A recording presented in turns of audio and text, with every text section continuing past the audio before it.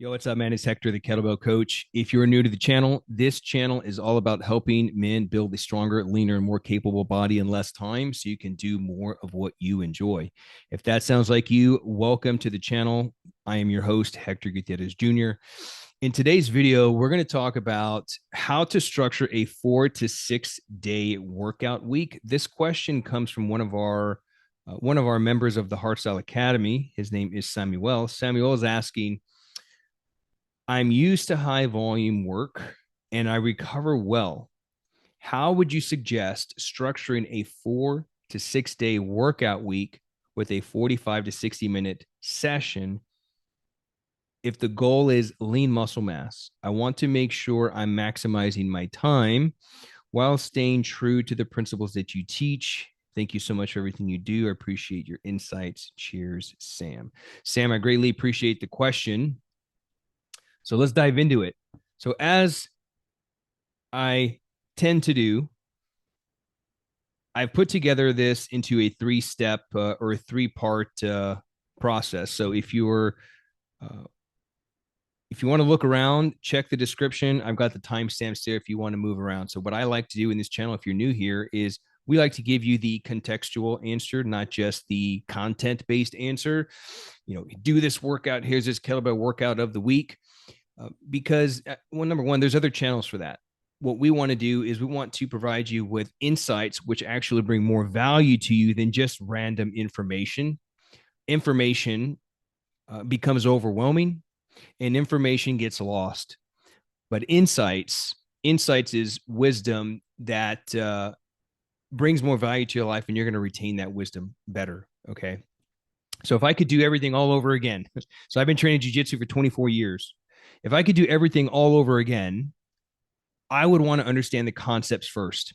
Why behind the how? Why am I doing this thing? Right. So if you look up other YouTube channels on jiu-jitsu, the equivalent to like kettlebell workouts, like here's this kettlebell workout of the week. The equivalent is technique of the week. Here's this technique of the week. But if you just parrot or just copy what you see people doing, you don't understand why they're doing what it is that they're doing. You're not going to see the progress that you're hoping for. So if I could go back, I would want to understand concepts. Why am I doing what I'm doing? Because now I understand why I'm grabbing the kettlebell this way, why I'm grabbing the lapel this way, why am I putting my body in this situation?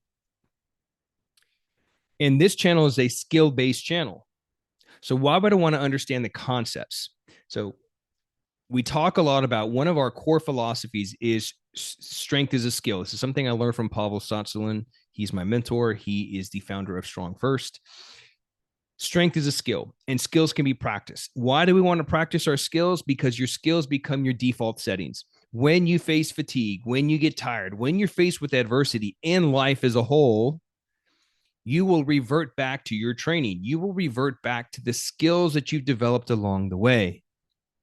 So if you play a particular jiu-jitsu game and then you start practicing another skill, well, when you compete or you start to roll again, you're going to naturally default to that. You're going to default to what you know. Same thing with strength training. When you get tired, and you will, you're going to default back to the skills that you develop: posture, breathing, tension, all that setup. When you practice that, practice becomes repeatable. Okay. It's a perishable skill, but when you do it, everything becomes automatic. In jiu-jitsu, you don't want to be thinking. You want to just respond. Same thing with strength training. After you've been building these skills, you don't want to be thinking about every single thing that needs to happen. You want to focus on the lift and the execution of the lift. And this can only happen by practicing your skills, because those skills become your default settings. So if we understand the how, if we understand the context, if we understand the concept of what we're doing, you can now practice those concepts. And when you practice them over a period of time, as I mentioned, they become automatic and they begin to manifest themselves the next time you get on the mat. They begin to manifest themselves by the next time that you grab your kettlebells for your workout. So what we're going to be doing today is giving you the contextual answer, and we'll give you some of the how-to, like here's some things that we recommend, here's how to do it. But there's other channels that are going to give you, here's the kettlebell workout of the day. That's not this channel. So if you want kettlebell workout of the day, this isn't the channel for you. If you want insights, if you want things that are going to be more repeatable that you can apply to other areas of your life, more principle driven material, then you're in the right place. And so we've broken this down into 3 steps. And the first step to developing a 4 to 6 day workout week is step number 1 is get clear on your definiteness of purpose. This is something I learned from Napoleon Hill's book, Think and Grow Rich. And he talks about, in order to, he goes, if you ask someone their specific goal, because they cannot articulate what they're going to do to attain the result. He said, Napoleon Hill, if you've never read that book, he studied and interviewed, I want to say like 500 of the most successful men in the history of America, men like Thomas Edison, Henry Ford, and so forth.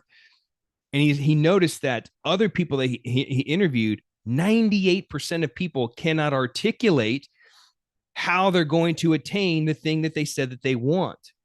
So he said, one of the first steps to get there to attaining the thing that you want is you need to define what the definiteness of purpose is. And that is the goal.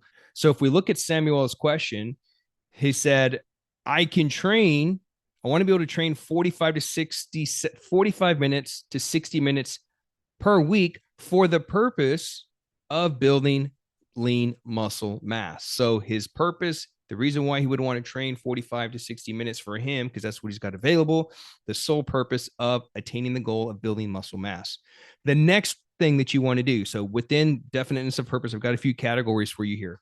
Once you get clear on what the goal is, in this case, building muscle mass, cool. The next thing we want to get clear on, why is this important to you? Why is this goal important? The reason why I want to get clear on that is because when adversity hits, anytime we embark on any journey, my friends, whether it's getting stronger with kettlebells, learning jiu-jitsu, raising a family, starting a new career, like whatever that is, and you need to get clear on why this thing's important to me, because the moment that life smacks you in the face, you're going to default back to the skills that you developed. And the skills within the context of life are your core values. One of the first things that we take our students through in the Hardstyle Academy is getting clear on their core values. Why? Because your values set your vision of what's possible for your life. And then once you get clear on the values, once you get clear on the vision, you can now start to define definite plans, definite purpose. Sorry. You can now define definite purpose. Show me any man's results, any man, mine, anybody's. Show me anybody's results in life, and I'll show you what he values. If someone says, I value X, but my behavior is Y, then he's incongruent with the thing that he said that he wants. And so the moment that you embark on any journey and life smacks you in the face and you're not truly clear on what your values are, you're not going to stay consistent. Okay. So you got to get clear on why the thing is important to you. Your values become your default settings towards the purpose that you're trying to fulfill. Next thing, how much muscle do you want to put on, right? We got to get some details here. Is it a pound of muscle? Is it 10 pounds of muscle? And we've got to, I hate saying the word realistic, but we do need to set some sort of like realistic goal. So just a frame of reference, like if you can put on a half pound to a 1 pound of muscle mass, like in a month, that's really good. That's really good. And in the beginning, if you're starting your fitness journey, you'll likely put on muscle really fast because we call those newbie gains. You get newbie gains really quick. When I was training my deadlift, I recently closed my gym, so I've been able to train the deadlift like I want. But the deadlift was a core staple of my training for a long time, for about a good 6-year period. It was almost the only thing that I did. But in the beginning, once I got the right plans in place, my deadlift started to explode. Cycle after cycle, I was just making big gains. But eventually what happens is once you reach your genetic potential, those gains are going to slow down. And it's not, at that point, it's not all about volume and pushing the pedal to the metal. It's other things that are more hidden, things like developing skill sets and practice and like these other little nuances. And so the same thing when it comes to building muscle mass, training 4 to 6 days per week, 45 minute to 60 minute sessions for the sole purpose of building muscle mass.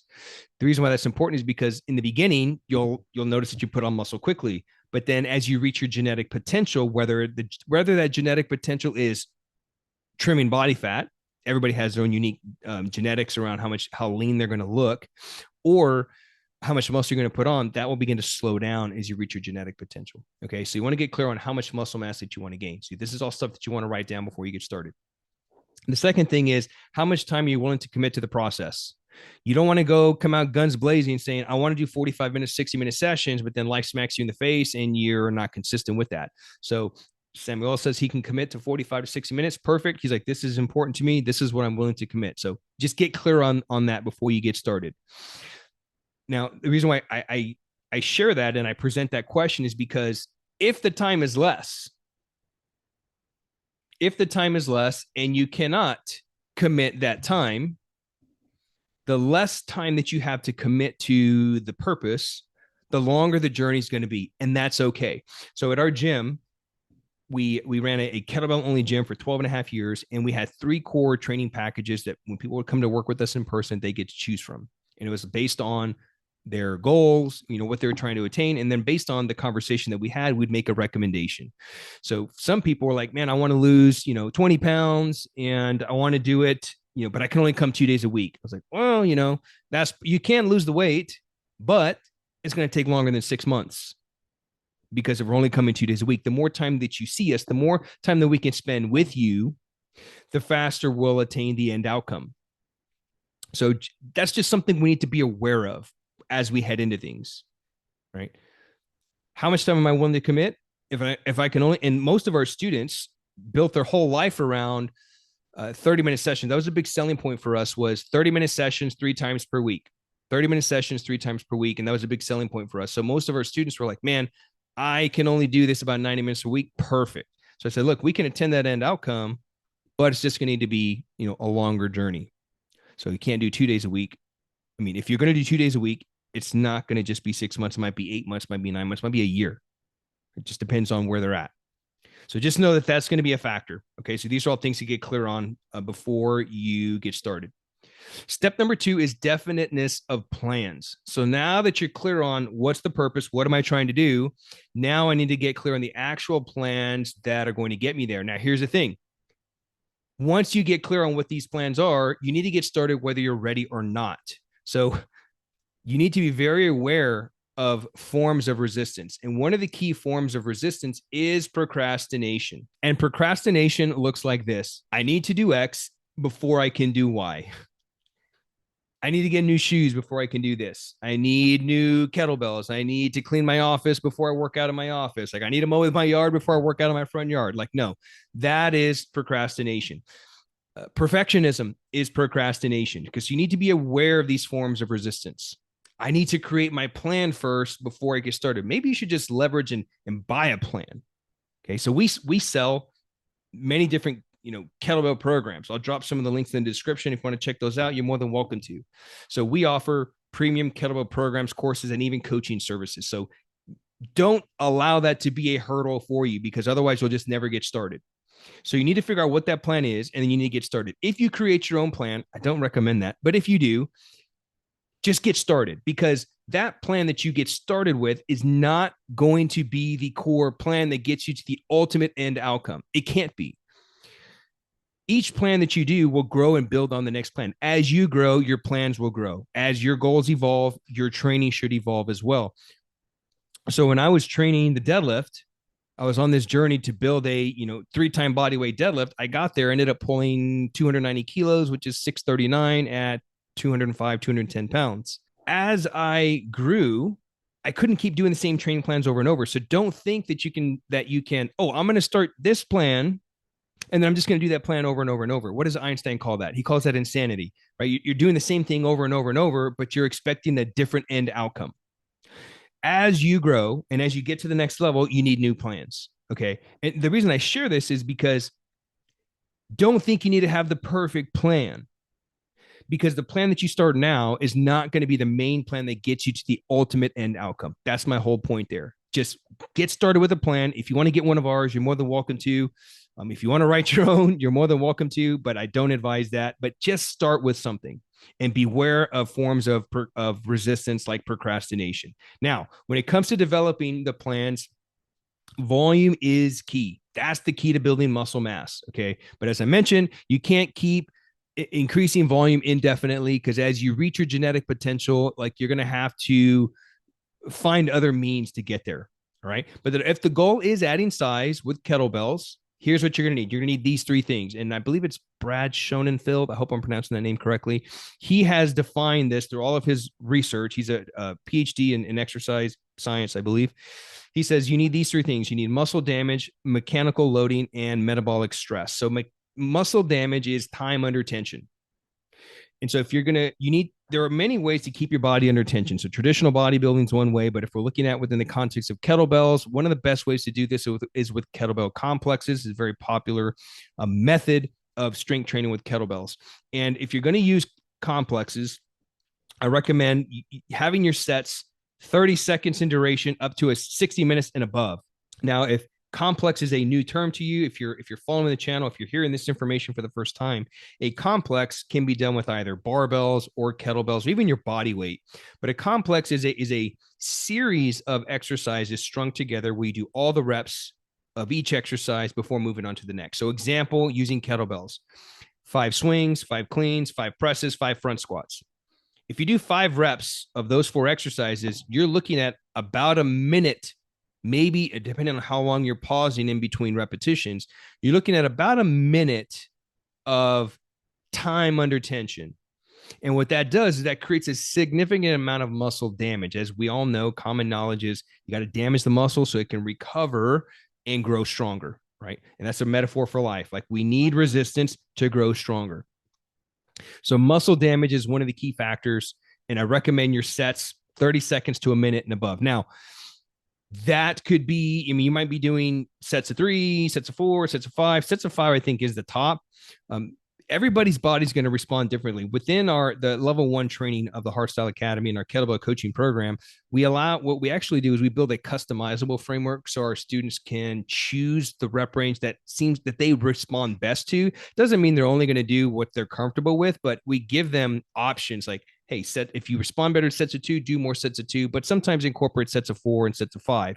But we want that flexibility there. Okay. So for you, it might be sets of 3, but you'll have a bigger string of exercises. And I probably wouldn't go more than 5 exercises because then you're doing something completely different. We still want to be able to train for strength. We still want to be able to train for, endurance. So, keeping your sets like 30 seconds to 60 seconds in duration. The next thing is mechanical loading or like mechanical tension. I like to think of this as skill-based training, knowing how in the Strong First system, we have a concept called the professional applications of tension. Basically, what that means is the ability to know when and how to generate tension. So the goal of of mechanical tension is to not make tension the main focus, right? That's not the goal in and of itself. The goal is to apply the appropriate amount of tension so that way you can execute the lift. And so knowing how to stay tight, knowing what muscles need to be engaged, if you're doing clean and press, knowing how much tension to drive up through your glutes, through your grip. If you want to get stronger, train your grip, abs, and glutes, as Pavel would say. So, but that's what mechanical tension is knowing how to deploy the professional applications of tension that has an impact on muscle damage. And then we have metabolic stress. Think of this as the pump, right? That muscle burn, getting swole, right?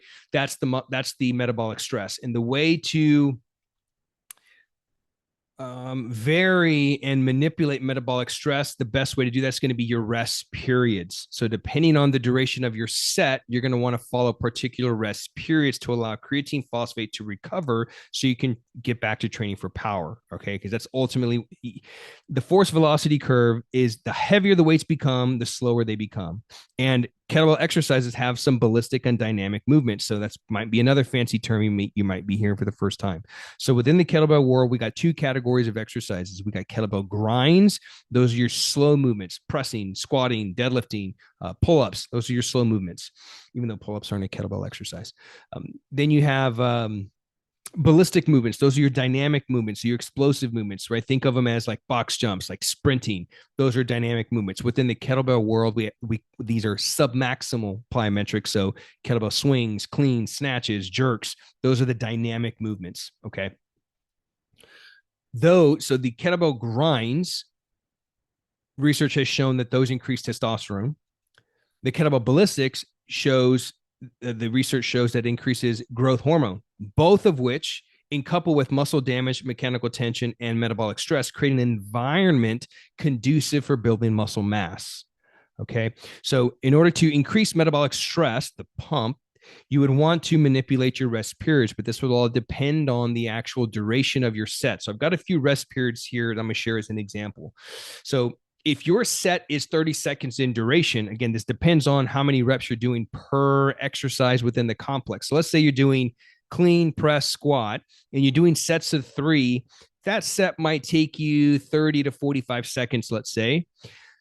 If you want to recover quickly, your sets will be about 90 seconds. Your rest periods will be about 90 seconds, which will recover your creatine phosphate about 2/3 of the way. Creatine phosphate is that quick, explosive energy that can only sustain for about 15 seconds. So if you were to get out on the sidewalk and you were to sprint, after about the 15-second mark, you'd start slowing down. If you grab the kettlebell and you started snatching it as fast as you could, you'd start slowing down about the 15-second mark. And what would happen at the 15-second mark is you'd now enter into glycolysis, the glycolytic pathway, where your body begins to burn sugar for energy. Okay. So 30-second set. If you rest 90 seconds, 2/3 of your creatine phosphate will be recovered.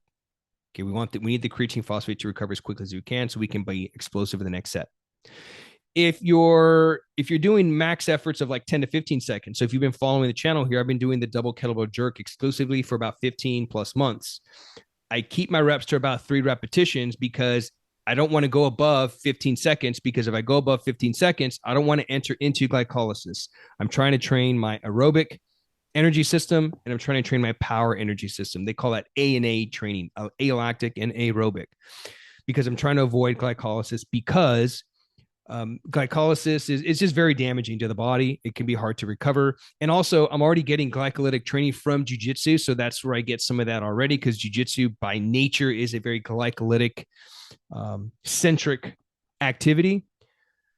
So if you're training 10 to 15 second bursts, then your rest period is like 1.5 to 3 minutes. So if you notice, if you've been following the channel, I do my like 3 jerks and then I walk down the sidewalk and I come back. I go from one neighbor's house to the next and back. And that's each set I'm knocking out about, depending on how slow I'm walking, each set will be about 90 seconds to 2 minutes total rest period and the actual set itself. If you rest 3 minutes, your creatine phosphate recovers to about 3/4 of the way after a 30-second bout. Again, just do the math. If you're doing like a full minute bout, you might need 6 minutes of recovery. If you want to train your aerobic endurance, keep your rest periods to like under 3 minutes. So that way you're just keeping your heart rate elevated. Okay.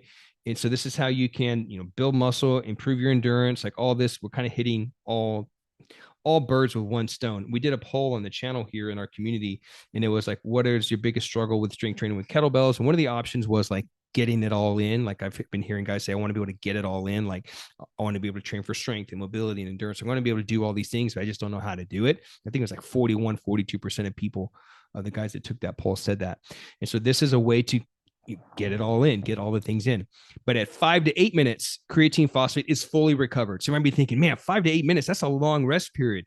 Well, if you're, Samuel's question was, I want to be able to train 45 minutes, maybe an hour.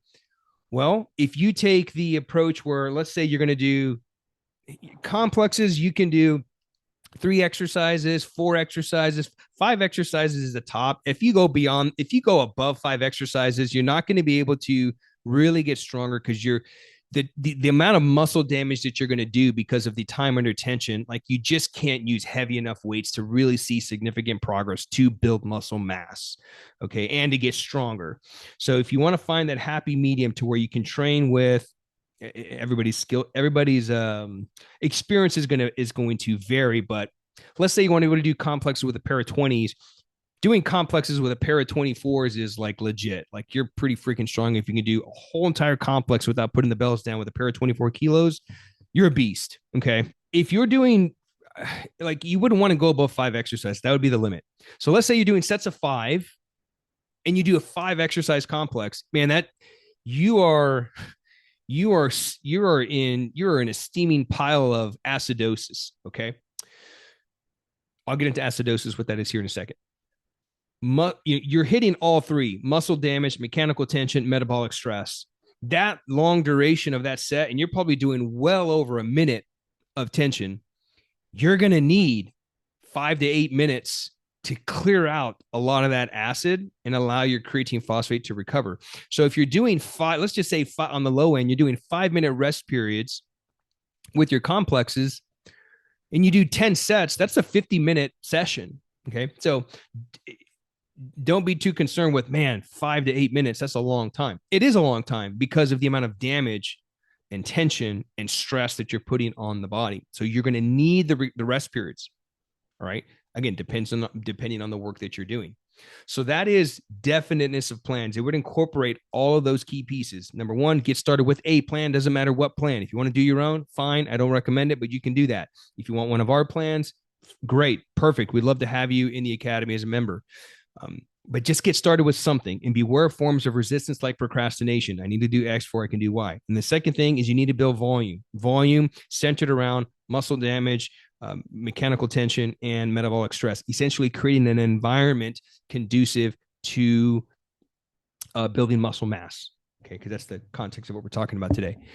The third and final step is a persistent training schedule. You need to find something that you can stay consistent with, and you need to attack it until you get to that end point. Because, my friend, this is a journey. You are on the journey. Okay. You're on the journey. Once you, and this is all ties to the principles of program design, which I've shared in the past. Number one is continuity of the training process, which is a fancy term for consistency. So whatever it is that you said that you want, you need to attack it persistently. You need to stay consistent with it until you get it. Okay, so this is a journey. Now, as we're building out that schedule, we want to vary our volume for recovery. We want to vary the volume session to session, week to week, month to month, and year to year. How do we do that? Well, we do that by tracking. What gets tracked gets managed. There are 3 truth tellers that will tell you the truth every single day, whether you're making progress or not in your health and fitness. And I think in life in general, but within the context of health and fitness.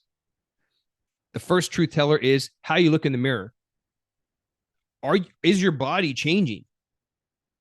The second one is how are your clothes fitting? Again, is your body changing? There is no such thing as building muscle around your waistline. If your waistline's getting bigger, you're getting deconditioned. You're not in condition. Okay. If you want to know how to increase volume year over year, month after month, you got to look at that training log. Because at the end of the day, the form follows the function. And that's the third step.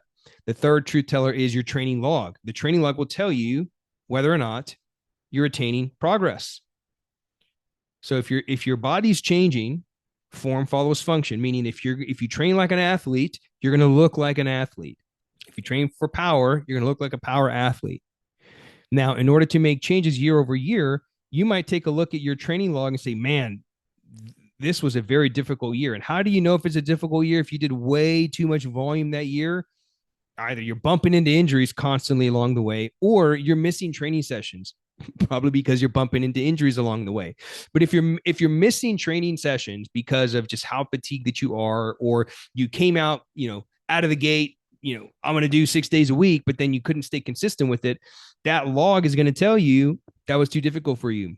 So now the next year, I'm just going to make up a number here. Let's say you did 3,000 reps in 2024. Well, when you start planning for 2025, you might say, well, maybe I'm going to do 2,500 reps for the year. And then from there, you break it down throughout the months, right? So think of it as like champagne glasses. You start at the top champagne glass, that's the year. And then you break it down into the months, and then you break it down into the weeks, and then you break it down into the days. Okay. That's how you would look at the reverse engineering of the plan and the schedule. And so if you did 3,000 reps the year before, or 2024, and it's way too much, you're being inconsistent, or you're bumping into injuries, then you might want to do 2,500 as an example, or 2,000. Okay. And then you'd break it down from there. So vary your volume session to session, week to week, month to month, year to year. Now, the next part of building out a schedule is I recommend breaking up the elements of the plan. So in my last episode, we talked about method cycling. in the I think it was in the 5 principles to building muscle video, we talked about method cycling. So this is a concept that we take our students through in the academy, and it is so you got multiple training methods that are very powerful for building muscle. You got complexes, which I talked about, and then you have chains. A chain is doing, let's say if you did a complex, we did clean press squat and you did like 5 reps of each, right? 15 reps. That would be the complex. But then if you're going to do a chain is 1 rep of each one, kind of like, think of it like circuit training. You do 1 rep of each 5 times and you still do 15 reps. The difference in how that affects your body is the complex is going to create more localized fatigue, more local muscle burn. So let's say if I'm doing clean and press, right? So if I clean the bells up and I do clean press, just press over and over, I'm going to burn out. I'm going to feel the burn in my shoulders, my upper back, like my chest. I'm going to feel all that burn, very local. But now let's say I do a chain and I do clean press, right? Clean press, clean press, clean press. I'm now spreading the load throughout the body, and now I experience more systemic, more globalized fatigue. So they both fatigue the body differently. I like chains because it feels more of like a practice. Like I can do 1 rep of each one and then start over. So to me, it feels more of I can get more practice in. Both are powerful tools for building muscle mass, and those are things you'd want to consider in your training schedule. And then you have the hybrid. The hybrid is a combination of both. So let's say you clean the bells up and you did, your front squats, and then you did clean and press, and then you did swings to close the complex, right? So you got the first rep is complex style. So you do all the reps, then you do clean and press, let's say 3 times, and then you close with an exercise that you have there at the end. Another example of method cycling would be what we would call the press continuum. So one of my last videos, I talked about the kettlebell medley that I was going through, because I'm moving from the last training cycle of clean and jerk, and now moving into a new training cycle. So I worked on practicing my skills. So I did single kettlebell jerk, and the next set I did double jerk, and then the next set after that I did long cycle clean and jerk. So that's something that you could do within a session. That's something that you could do within a week. So Monday could be single kettlebell jerk, Wednesday could be long cycle clean and jerk, and then Friday could be double jerk, right? So it's just giving you some examples here of what this could look like. So you can break up your training. You can break up your training into those elements. The next thing, when it comes to your training schedule, another option is to train and practice one discipline at a time. We call this performance progression training. So there's a couple of ways to break down performance progression training. The training could be training one attribute at a time. So that would look like, a month of strength endurance, a month of muscle building, a month of maximal strength training, and a month of power training. Another option could be training one skill set at a time. So increasing the performance that way. Month 1, you're training the press only. Month 2, you're getting into squat and press. And then month 3, we add the lunge. So you're training 3 exercises, right? 3 skills at once. And then the last month, you drop everything off and you go back to the press. So that would be a big decrease in volume, big decrease in intensity and effort. And that big drop off allows you to recover, and it also allows you to leverage the super compensation effect. So if you're doing, let's say, high damage, right? My hand here, you see high muscle damage with all the exercise that you're doing, and then 1 month you completely drop everything, that sharp decrease in load actually improves your performance. Okay. Because that's the goal, really, is to actually increase our performance, get better. So I'm going to break down this a little bit further here. So let's talk about training time. So the question was, you mentioned I can do 45 to 60 minutes and I recover well. Well, something you need to consider, it depends on the exercises that you're doing as well. How long is that? How long is, within the context of, let's say, kettlebell complexes, how long is the set going to be? How many reps are we doing? Like, all those are things to keep in mind. What's your schedule like as well? That's another thing you need to keep in mind. Now, there's 2 approaches here. Do you want to take the glycolytic approach or the ANA, alactic and aerobic approach, both of which can help with building muscle? Now, there's a little bit of a paradox here, because in a sense, I recommend, for health and longevity, avoiding glycolysis a big part of the training. But I already said you need, because the more you train, training glycolytically is very acidic, and it creates a lot of muscle damage, metabolic stress. It does all the things for muscle building. So it's like I need those to build muscle, but in a sense, I want to avoid that the majority of the time. So if that's the goal, if you want to avoid glycolysis, then you would do lower volume but longer training sessions. So this would line up with what you're trying to do there, Samuel. Lower volume. So if you've been watching my videos, I keep my volume to 3, but my sessions are like 30 minutes, 36 minutes, 44 minutes, right? That's what I've been doing for a long time. So it'd be lower volume, longer sessions. Rest periods would be a little bit shorter than normal. I'm doing about a minute and 20, minute and a half. So somewhere around 1 minute mark. Okay. That will still put you in an environment to build some size. Okay? You're not going to look jacked like Arnold Schwarzenegger, but you're going to put on, you'll put on some muscle mass.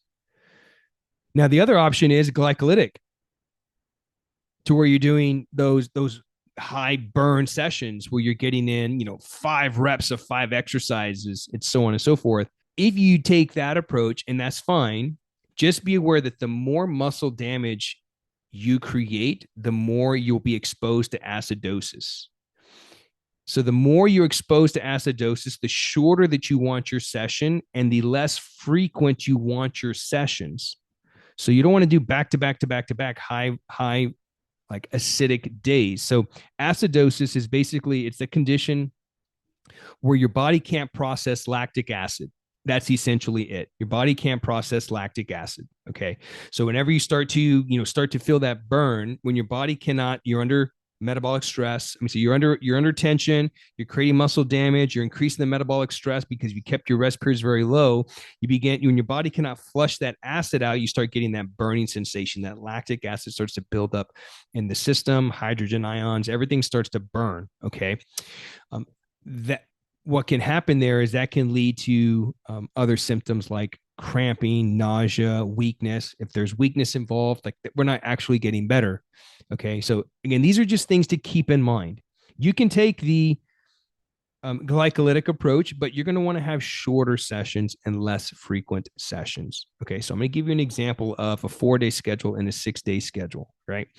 So if we want to take a 4-day schedule approach, I'm just going to use the exercises that I've been talking about here, clean and jerk. We'll even talk, we'll talk about the squat here briefly, but let's say we're going to do like long cycle clean and jerk approach. 4-day training schedule. You would do Monday, single kettlebell clean, 45 minutes. So single kettlebell clean, it's one bell. I probably, let's say 24 kilo bell, which is nothing crazy heavy for a somewhat intermediate kettlebell user. Single 24 kilo cleans, you can probably train anywhere from reps of 5 to 10. That will probably take you about 30-ish seconds to do a set of 10. And then to make sure creatine phosphate fully recovers, I'd probably rest about 3 minutes. And so each set might take anywhere between 3 to 4 minutes. If you do 10 sets, that's 45-ish minutes. Okay. And then day 2, single kettlebell jerk, 55 minutes, same idea, somewhere around the 5 rep mark. Then we rest middle of the week, take Wednesday off, and then pick up on Thursday. We go long cycle clean and jerk. Okay. Double long cycle clean and jerk, 45 minutes. I keep my reps anywhere between 1 and 5. Sweet spot will probably be somewhere around 3 to 5, 45 minutes worth. Time frame will more or less be the same. Your sets will average somewhere around 3 to 4 minutes per set. So you'll probably get in 10 to 12 total sets in that session. And then Friday, double jerk. Double jerk would be a bit of a deload because you're no longer adding the clean in between. So you're doing less total volume, less total work, but you're going to create more localized fatigue with the jerk. So that's really good for muscle building. 55-minute session. So these are really long. I mean, you think about it's like really long, but if you stay under tension longer, like if you were to clean the bells, pause, jerk, pause, and then re-clean. So instead of it taking 15 seconds, it takes 30 seconds. That creates more muscle damage. Therefore, you'll want your rest periods to be longer.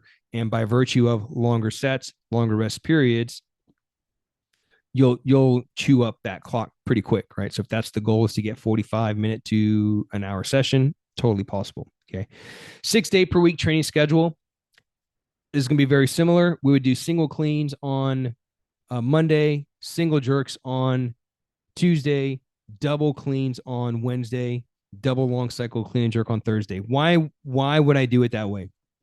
This is an example of performance progression training. So I'm practicing each skill that I'm practicing is setting me up and building for the next one. Right when I did the kettlebell medley, I'm getting ready to do a new training cycle where I'm going to be incorporating single jerks, double jerks, and long cycle clean and jerk. Each one of those by nature is going to be more or less intense. It's going to demand more or less effort. So just by virtue of me choosing that method, that approach, that's going to vary the intensity. It's going to help with recovery, and it's going to put me in a particular environment to build muscle depending on how I use my rest periods. So this approach here is performance progression because each day is prepping me for the next day. So single kettlebell cleans would be prepping me for single kettlebell jerks. And then Wednesday, double kettlebell cleans would be prepping me for double kettlebell jerks. Now the time frame, these time frames are going to be smaller time frames, okay? But it's okay because we're doing 6 days per week training. All you need to do is fill the gaps in. So I'll give you examples. So let's say single kettlebell cleans, I would probably do a 30-minute session. Sets of 5, sets of 5 to 10. Then single kettlebell jerk, it's going to be same load, but we'd go 45 minutes, somewhere around sets of 5. Wednesday, double clean. So now we're going twice the load, but I would decrease the total volume because I would do 20 minutes. Now, volume and intensity is not, there's no inverse relationship, right? So we don't intentionally want to, well, just because the load's increased, right? Going from a 24 to a pair of 24s, that doesn't mean I need to bring the total volume down, right? 20 minutes. Sometimes the volume and intensity move up together. Sometimes they move down together. Sometimes they will completely uncouple and move in opposite directions. So that's more complex. It's something that we teach in Plan Strong within the Strong First system. I'm decreasing the volume and increasing the intensity because we're doing 6 days per week, and I want to prime you for the long cycle clean and jerk. That would be Thursday. So Thursday, double long cycle clean and jerk, 45-minute training session. And then Friday would be the deload because we take out the clean and we drop the double jerk, 55-minute session. And then Saturday, we would practice the front squat because the front squat will build your jerk as well. Now, this varying in volume, right? Remember, I told you one of the key steps in the planning is varying the volume, 30 minutes, 45 minutes, 20 minutes, back to 45, 55, 30. Varying this volume is going to keep you fresh, and it's going to allow you to train for the long haul. Okay. Now, let's say you do want to train and extend, like, man, I want to do 45 minutes though, or I want to do an hour, or just work on other skills, right? So you're going to do 30 minutes of cleans, maybe for 15 minutes, go do a walk. That's what I would do. When I was doing 75 hard, 75 hard, you got to do 2 45-minute sessions. Well, I don't want to do intense 45-minute long cycle or jerk sessions 7 days a week. So I would just stick to 30 minutes, 36 minutes, 44 minutes. But on that Monday and Wednesday, to fill in those gaps, I would just walk around the block to fill in the rest of the gaps. But within the context of kettlebells, you could do some recovery work. You could work on kettlebell armbar. You can work on the get up or variations of the get up. You can work on some halos. You can work on some goblet squats, light kettlebell swings or snatches, something that's just keep it focused on recovery work. So 30 minutes, do something for another 15 minutes. If you want to do, you take your 45 to a 60-minute session, same exact thing. Okay. But the core of the training would be centered on, the clean, the single clean, the double clean, the long cycle clean and jerk. All right. That's it. Let me recap really quick. Step number 1, definiteness of purpose. What's the goal? If you want to be able to train for 45, 60 minutes, the sole purpose of building muscle mass, right? Just get clear on what's that goal. Number 2, that second part of step 1 is get clear on why it's important to you, right? Core values. Your core values become your default settings. Guys, I cannot express how important this is because, again, when life smacks you in the face and you fall off, what happens is if you don't have your core values dialed in, guess what's going to happen? You're going to start over on Monday. I've had conversations with people. Right now, we're, as of recording this, we're at the end of the year, 2024. We're October and coming to the end of 2024. I've had conversations with people around this time of year where well, I'm just going to start over on the new year. I actually have those conversations. So it's like, and I just don't understand it. Like, wait a minute, what? You're going to throw away the remaining 3 months of the year to start over in the new year? That doesn't make any sense to me. But some people have that mindset. But the most common one is, I'll just start over on Monday. Okay. That is a result and a manifestation of someone that does not have their core values solidified. Because when you understand what it is that you value, and we all have different values, but once you get clear on those values, you can now create the vision of where you want to go. Without a vision, you perish, right? The Bible says, without a vision, you perish. So in order to know where you want to go, you can't hit a target that you can't see, right? So if this is where I want to go, and this is the goal that I want, then I need to start to get clear on what are the values that I want so that I can stay consistent to attain that thing. So you got to understand why it's important to you. You got to understand, you got to get very specific on them what that goal is. How much muscle mass? When's the time frame? When do I want to get this done? How much time am I willing to commit? The less time you're willing to commit, totally fine. The journey is just going to be a little bit longer for you, and that's okay. Again, majority of our students that come to us, they're like, man, I'm doing the kids thing, the wife thing, the career. I'm doing all the things. I don't have time to invest an hour plus. Or not just, I don't have the time. I don't want to invest an hour per day into that, but I can commit to 20 minutes a day, 30 minutes a day, whatever that is. Cool. Just get clear on that. And just know that the journey is going to be a little bit longer. And that is okay. All right. We just want to make sure we know what we're getting ourselves into. The second step was definiteness of plans.